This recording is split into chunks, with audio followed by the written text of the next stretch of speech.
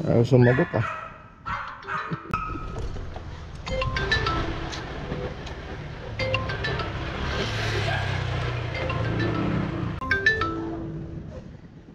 Ayaw pa rin sumagot. Kapag mga ganitong pangyayari, 15 minutes lang yung inaalat namin na oras. Kapag 15 minutes wala pa rin si customer, walang reply, walang tawag, ang mangyayari dito, i-report na namin. Tapos, i-dispose na namin itong pagkain. So, proceed na kami sa susunod. Pero kung minsan, at lagi-lagi naman pala, lumalagpas ako sa 15 minutes. Kasi, ano na lang eh, lagi dito.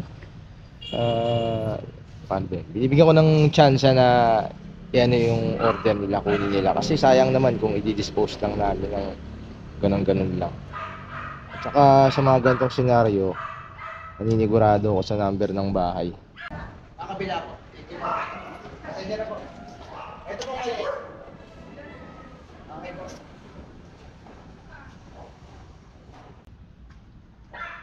Nagkamali ako ng bahay. So itong bahay na to, buong ito yon yung nasa address. Kaso nga lang, nung pumunta ako ron, tinuro ko dito. Sabi daw, pasok ako. Ngayon, dito may ABC. So, ang mangyari, iisa-isahin ko yung buong pintuan dyan. Parang nakakahiya naman na gano'n na iisa-isahin mo. Paano kung yung pinakadulo pala, nagsimula ka pa sa una? Di lahat na ano mo, na tag dito, na bulabog mo. Order kayo, tapos di nyo, ay nako.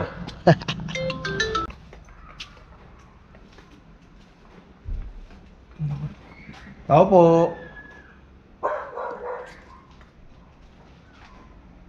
Tao po. Good evening po. Dulo, sir. Dulo po. Salamat, sir. Dulo. Thank you po.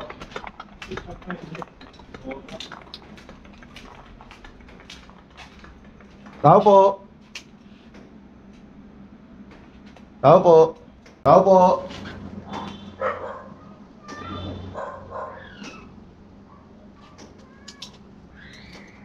Tao po.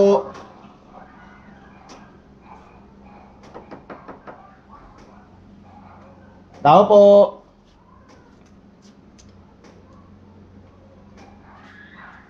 Tao po. Sige po. Bayad na yan. Bayad na po. Hanggang natutulog siya. Ay, sarado. Di ba dito na Kayo na po. Sige po. Salamat, sir.